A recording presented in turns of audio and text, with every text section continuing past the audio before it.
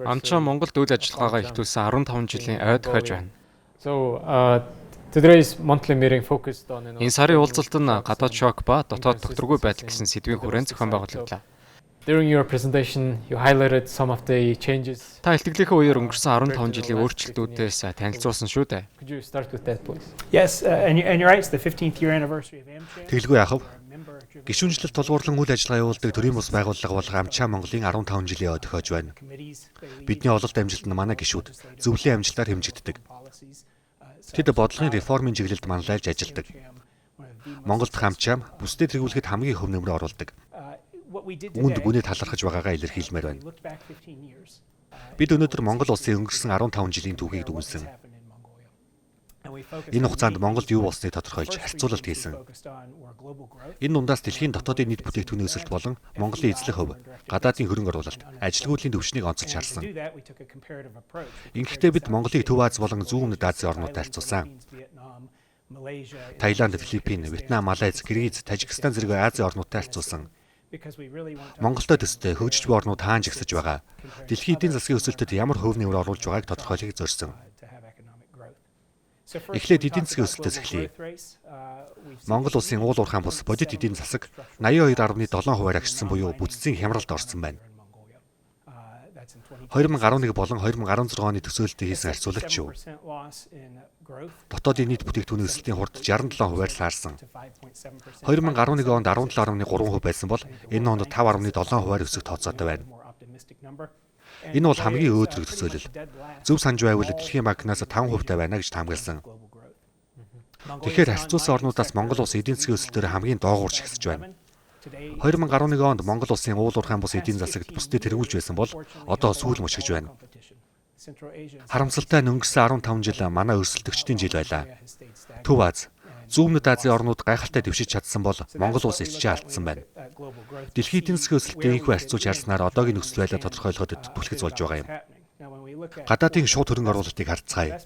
Монгол улсын татсан хөрөнгө оруулалт 68.1%-аар агшсан байна.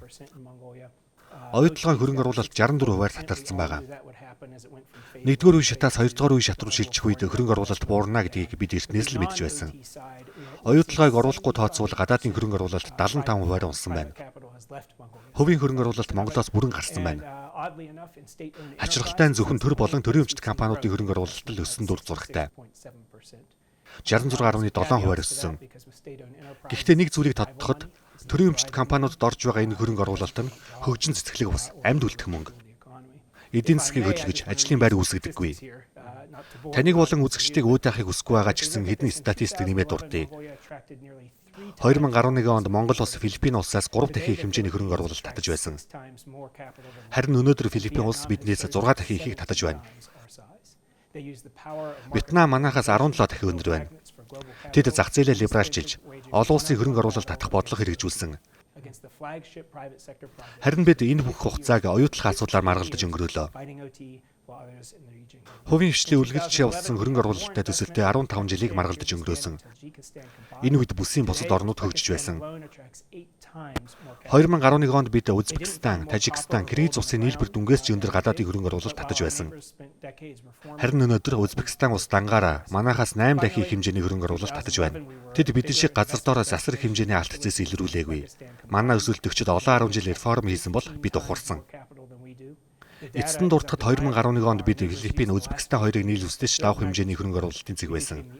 Харин өнөөдөр тэд биднээс 15 дахин их хөрөнгийг татаж байна. Манай хөрш орнууд өнгөрсөн 15 жил хөрөнгө оруулалт татах механизмаа байгуулж ирсэн. Харин бид хувийн хөрөнгө оруулалтынхаа 4/3-ыг хийсгэж чадсан цор ганц орн юм. Хөрөнгө оруулагчдын Азад хөрөнгө оруулах сонирхол нь буураагүй. Зүгээр л Монгол улсын дэвшүүлсэн дүрм журм хэрэгжилтэд залхсан. Гэхдээ энэ бүхэн шийдэл бий. Учир нь Төв Аз, Зүүн Өмнөд Азийн орнуудад яг одоогийн бидэнд тулгараад буй асуудлууд тулгарч байсан. Ихэнх нь 15 жилийн өмнөөс асуудлаа засаж, одоо үр ашгийг нь хүртэж байна. So the spring session is being held. So Монгол улс хуулиа шинжлэх ажлыг хийсээр ирсэн. Хөрөнгө оруулагчид хэр хүлээж авдаг вэ?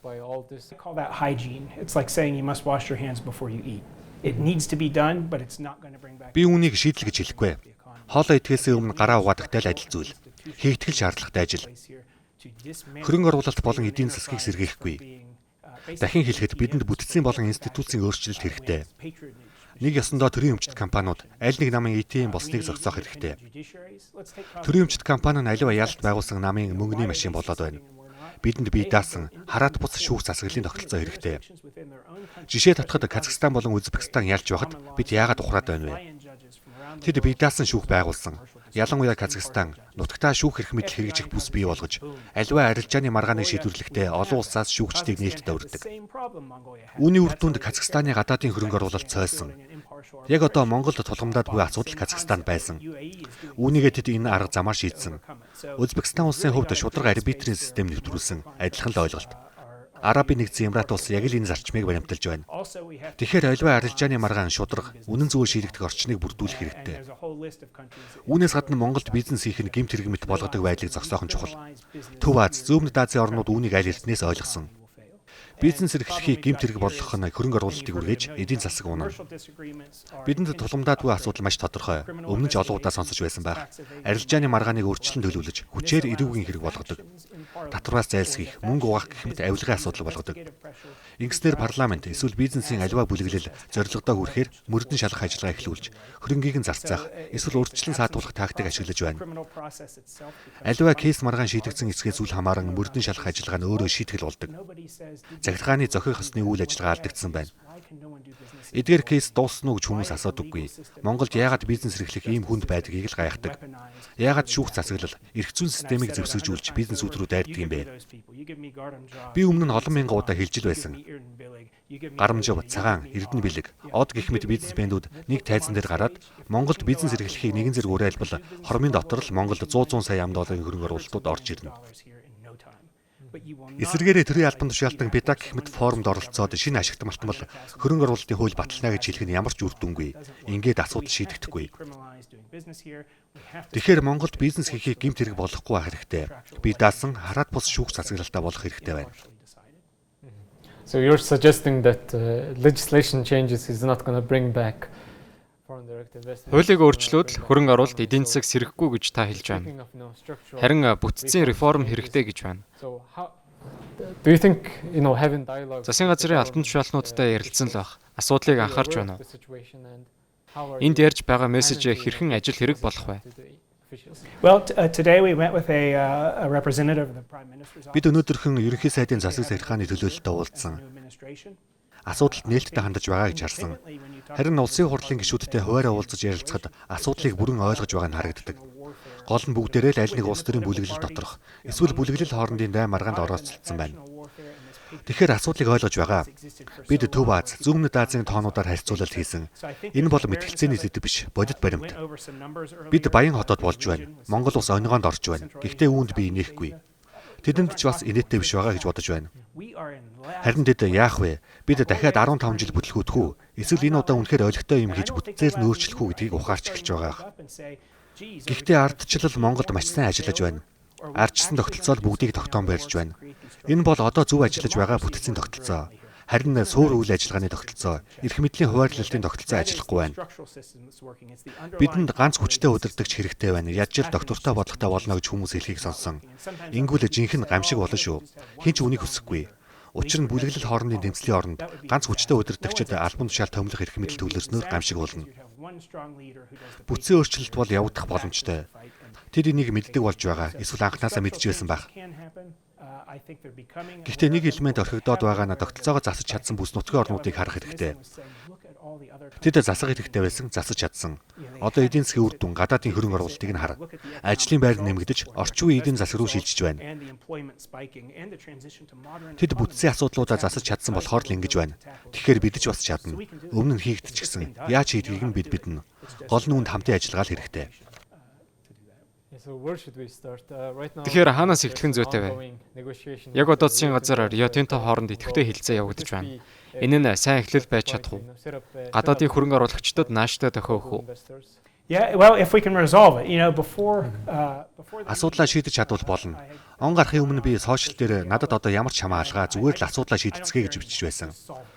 Учир нь 15 жилийн турш Рио Тинто засаг хоорондын тэмцлэл яригдлаа шүү дээ. Зөвхөн үүн дээр мөнгөнөж 15 жил хэрүүлэхийн хооронд бусад бүх улс урагшлаад алга боллоо.